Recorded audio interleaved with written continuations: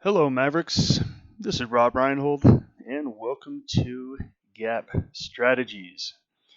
Gap strategies are basically just support and resistance, just like everything else, but they definitely happen at a critical time in the market. So let's jump into it.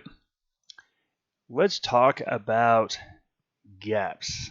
Okay, now when a gap happens, we're going to get into exactly what a gap is, how it happens, but we're really going to focus on basically three things that could happen.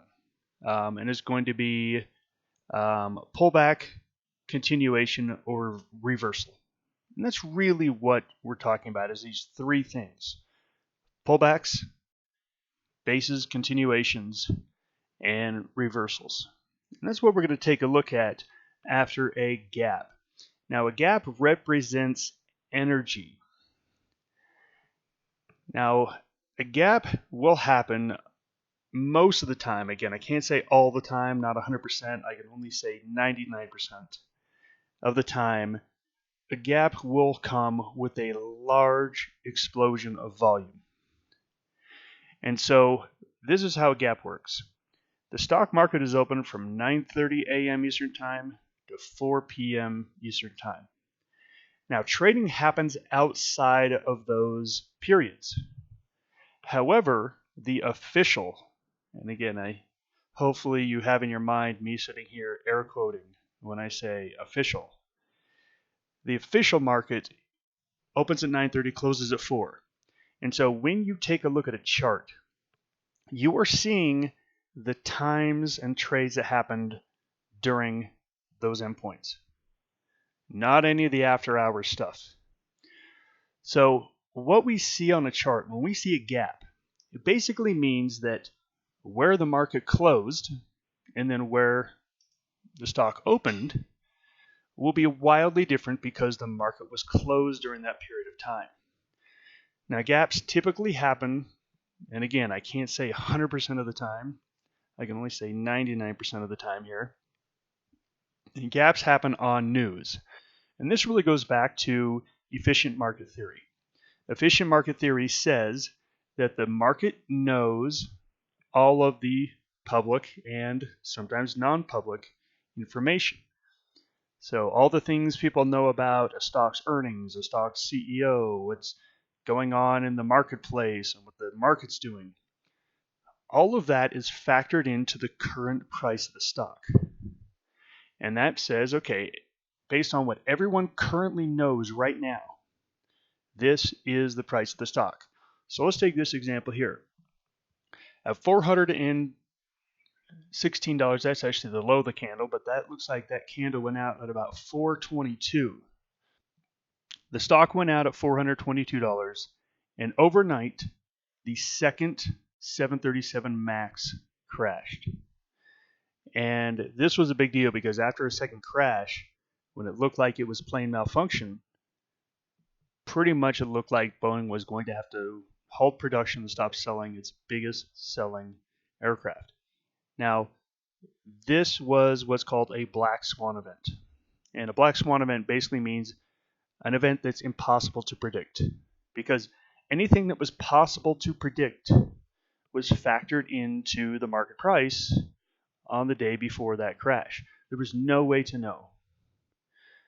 So gaps are when something happened and something changed. And I know that sounds very generic, but you're going to hear me saying that through this whole session.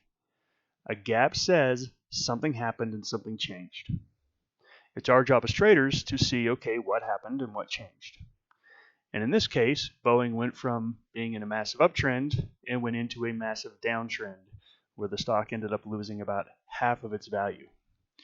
So because the market closed at $422, when the stock opened up for trading the next day, it opened up at $371. Now, how is that possible? Well, remember, there's trading that goes on outside of the normal market hours. So this was the trading done on ECNs. This is before market trading. So at 9:30, this was the price to trade at. But on a chart, this is a gap. This is a gap. So whenever you see a hole in the chart where there's a difference, substantial difference between the close of a candle and the open of it the next day, that is basically the definition of a gap. Remember, when you see a gap, say to yourself, something happened, something changed. This is energy. The best way to think about it is energy. Something happened. Something that was unexpected happened. That kind of stuff happens all the time in the markets, and it's going to show up a lot of the times with gaps. So let's take a look at some key points in a gap. So if you see a gap in a chart, you really want to have these 4 bits of information. So let's look at the first one, the closing price of the candle before the gap, right where that red line is. So that was the closing price. Now again, it's going to open up, and there's going to be a low price of the candle, and there's going to be a high price of that first candle. All right, now let's talk about this psychologically. There was some news that happened on this stock or on this ETF. It could be a bunch of things. Where, and again, I'm going to assign just some random numbers here. Okay, let's call this $40. Let's say this was 50 and this is 55. Okay. So when the market closed, this stock was at 40, and then something happened where people said $40 is no longer even close to what this stock is worth. We think this stock is worth 52. Again, that was the opening price. And that's a huge jump. So because of that jump, there's obviously going to be a flurry of activity. Now just think about this. You went to bed, so let's say you were long the stock. You went to bed, the stock was worth 40, you woke up, it was worth 52. A lot of people take action on days like this. And I want you to take a look at the low of this candle was the lowest price someone was willing to sell. That was the extreme low, meaning that 50 was like, people said, hey, you know what, 50 is, this news is so good that it should be at least above 50. And the top port was basically the most optimistic point. Again, we had all this energy, all this craziness.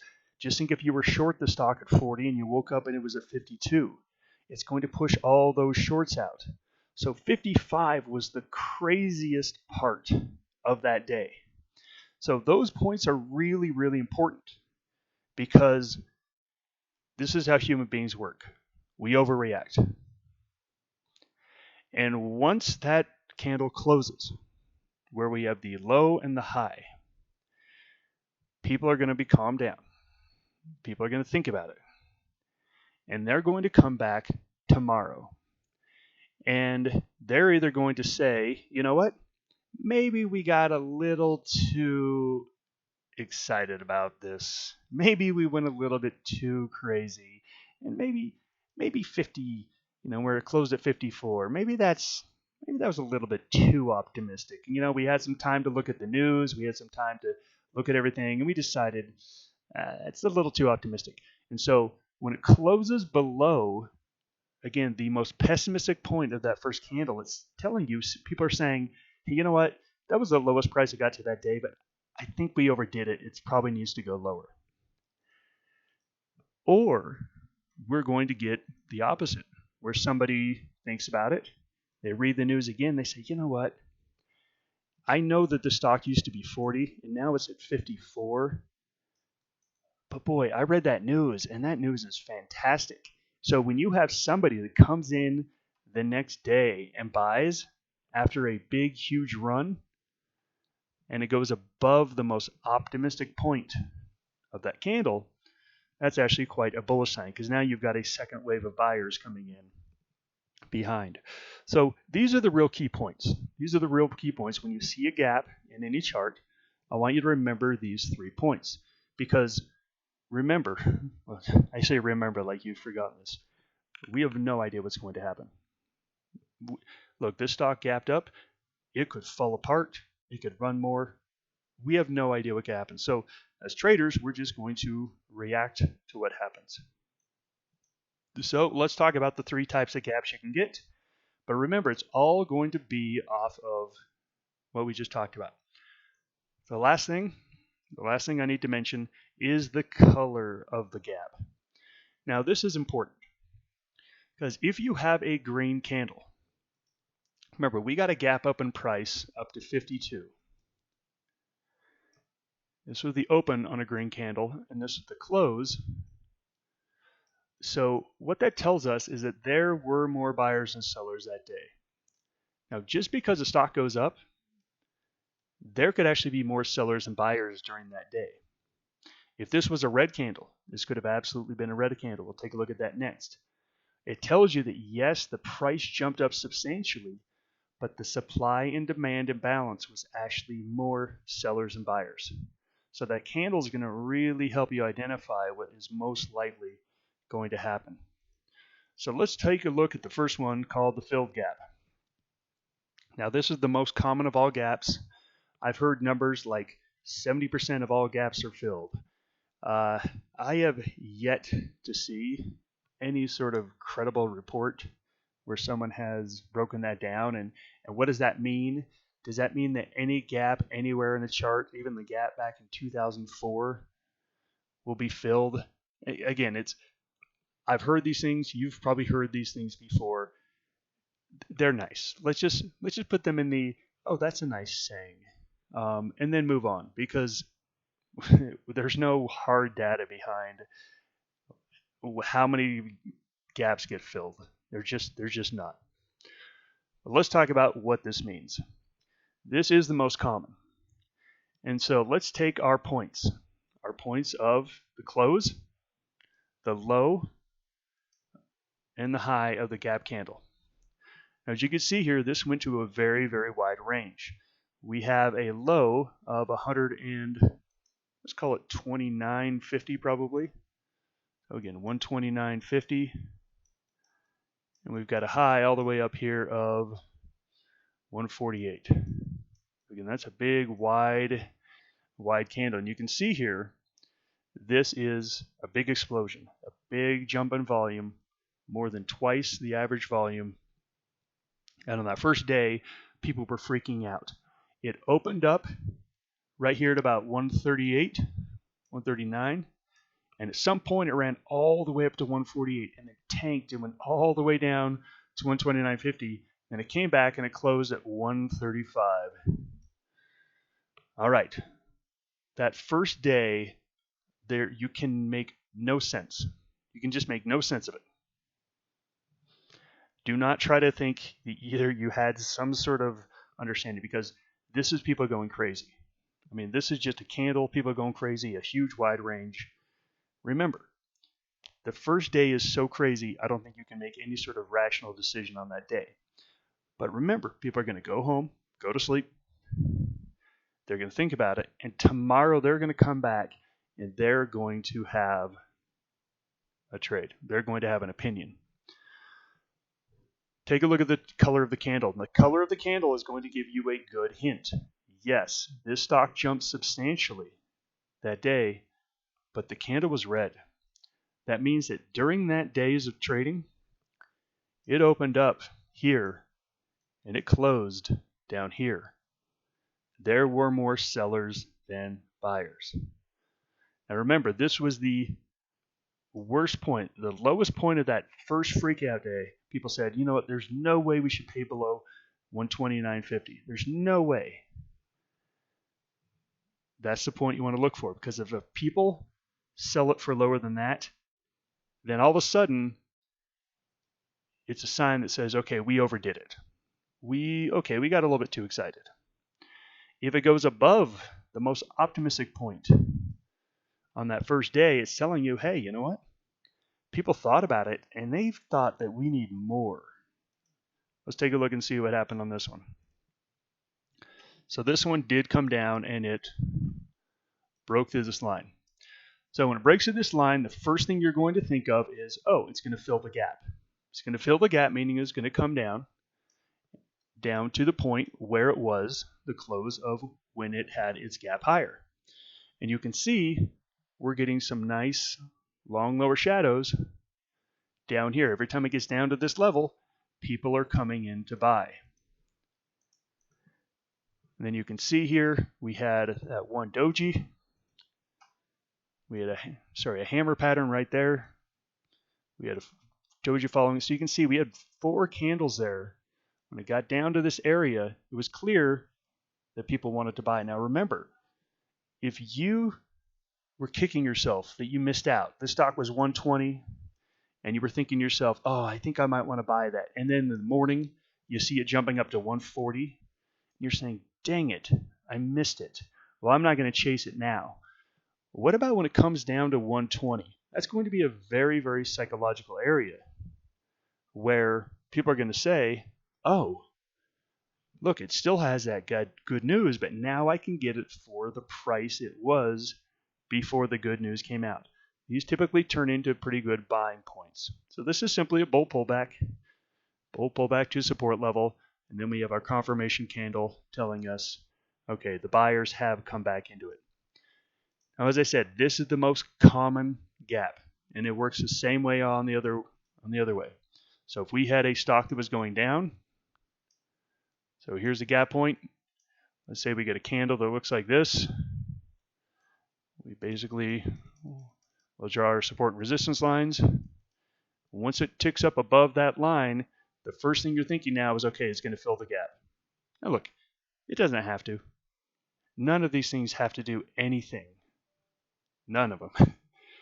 But most commonly, you're going to see that this chart is going to come up, fill the gap, and most likely start to have some reversal candles right around that point. This is the most common. This one you're going to see quite a bit. All right, let's take a look at the breakaway gap. Now the breakaway gap, again, we're going to use the same thing. So we want to see, okay, where is the close of the gap candle, or sorry, what's the close of the prior candle, the low of the gap candle, the high of the gap candle. And you can see when we take a look at this candle is a pretty green candle. It opened up at, let's call it 89 and closed at 95.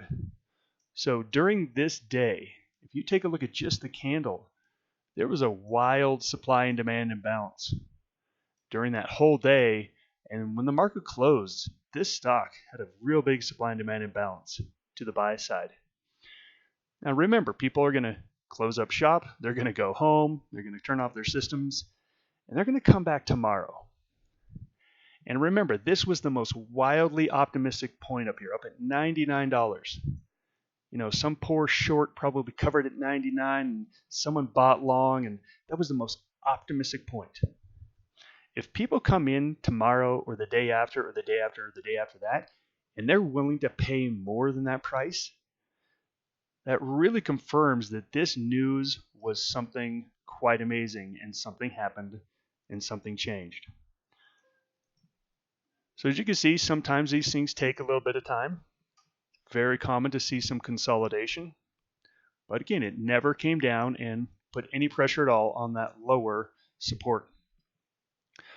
As you see here, this candle ticked up above it intraday, but it's a sign that's saying, hey, you know what? On this day, people were willing to pay more than they were on the most optimistic point of the first day. It's telling you people want to buy this. This has a supply and demand imbalance, and really we're just waiting for a nice little break to the upside. And you can see we got that breakout. We did get a little bit of a pullback, but again, that pullback was a one-day pullback. Off to the races, new uptrend all the way up to 110. So again, this one, the first candle is the most common thing that's going to show you it's going to be a breakaway gap. On the fill gap, we saw a red candle. On the breakaway gap, we saw a green candle. All right, let's take a look at the exhaustion gap. All right, the exhaustion gap. Now this one you're going to see fairly common and happens at the end of runs. And it has a name, and you'll hear this called the blow off top.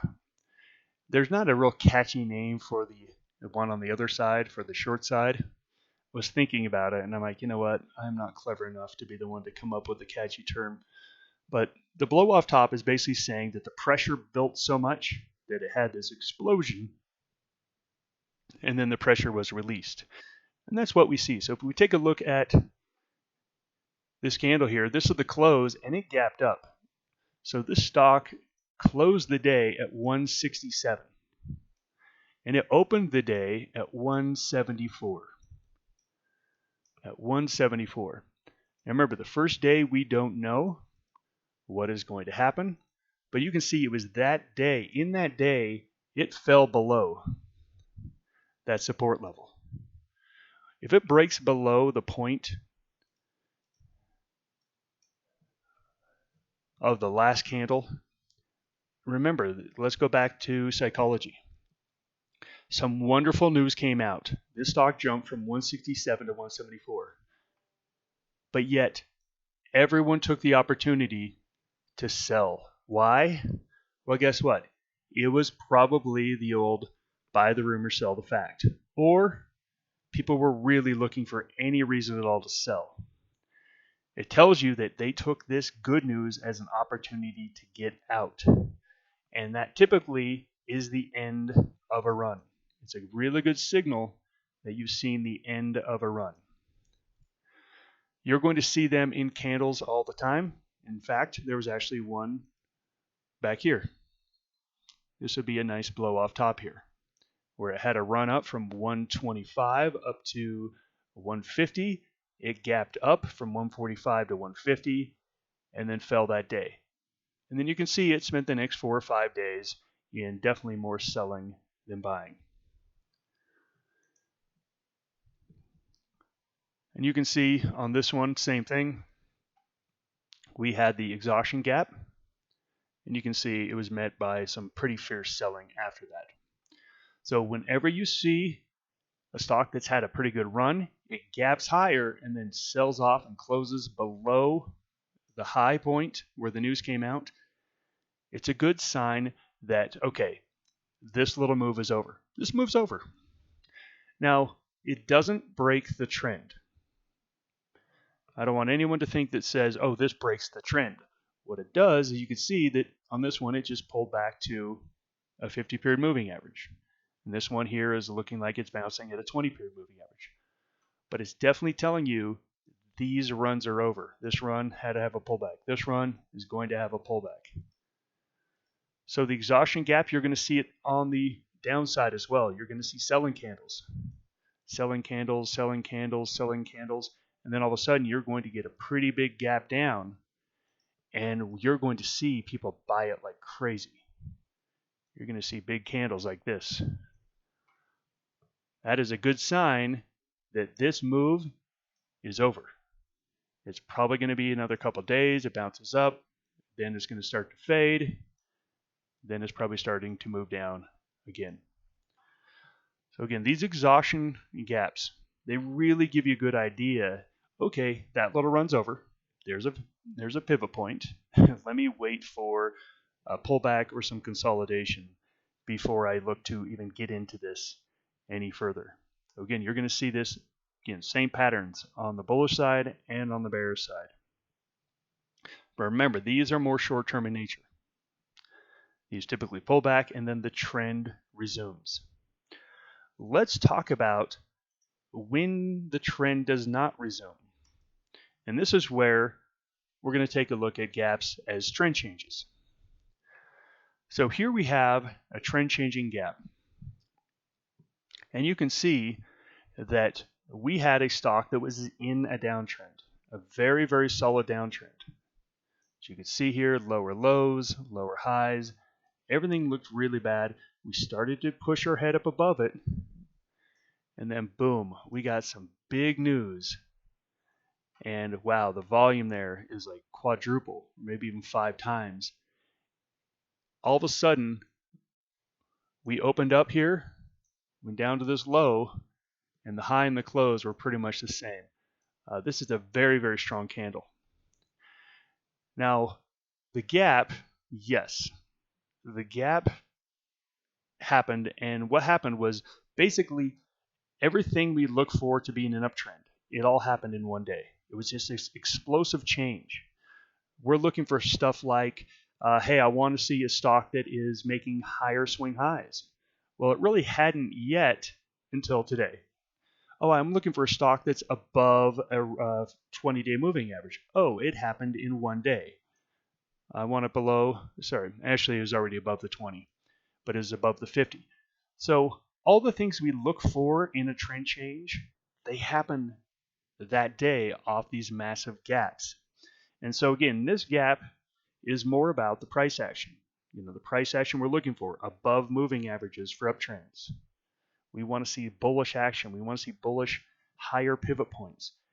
It basically happens in one day. So these are massive. So when something changes trends, we have stocks that they do this all the time, and at some point they change trends. They can be done just very orderly and very regularly. Things that could be in an uptrend, they can just start to fizzle and start to go into a downtrend. This is where news comes in and says, no, you thought bad news was happening. Actually, it's a surprise. It's good news. These can be wild. These are what I call first stage trend changes, where basically you get to get in very early into a very nice little trend here. That first candle is going to tell you everything. The color. Look at this candle. It's telling you the story. Open, close. Even though it gapped up like 30%, people didn't care. They were still buying it like crazy, and it closed at the high of the day. So you are going to see these kind of moves at the end of trends. And if you see them, you have to respect them. Even on a stock like Bed Bath & Beyond, which I personally cannot stand this store. I was taken there way too many times by my wife with little kids, and I had to watch the little kids while she looked for. I just cannot stand that store. But look, regardless of how I feel about Bed Bath & Beyond, once it breaks above all those levels, I have to be bullish. And you can see that we had a nice run after that point. The next candle, look at the next candle after the gap. It was a nice green candle again. Again, showing you, so you should have come in this day and said, okay, if it can take out that high, I'm going to be long the stock. And it took it out, and surprise, surprise, look where it found support. Right at that level, made another run after that. So these trend changes can be very, very powerful. All right. Key concept. Gaps are a clear sign that things have changed. One of the one of the things you have to recognize is when you get these gaps, you have to understand when we just look at a chart, we just see, colors, we see candles. But I really want you to get into the psychology behind it. If something has a really big gap, it's because news came out that no one factored in. And so all of the past decisions on price were made based on the information people had. So if you see a big gap in a stock, you can't go back to what people were trading last Thursday and say, oh, that should be support. Well, no, that's now a lot less significant, because if new information came out, support from a month ago and resistance from a month ago probably isn't going to be all that relevant, because those points were made when we didn't have this new information. And so with gaps, when you see gaps, you really kind of have to throw away past support and resistance and really just start to trade them off these points that I've talked about today. Again, very key concept I want you to understand. A gap pretty much invalidates all the price action before that gap, and then a new trend, a new thing is starting. All right, let's wrap this up. Gaps can happen, and somewhere in your career, I promise you, you will wake up and a stock that you were long at $50 will open up at $30. Now again, this is why we use money management, this is why we use options, this is why we control risk, is that this is going to happen. There's going to be some stock that you might be short in, have a bearish trade in. It's at 50 when you wake up, it has a major buyout announcement at 80. They're going to happen. They're absolutely going to happen. The only thing you can do to prevent those, remember, you cannot predict them. They are black swan events. So you can't predict them. So the only thing you can do is properly position size and properly hedge and have proper positions on, because it is a guarantee that's going to happen.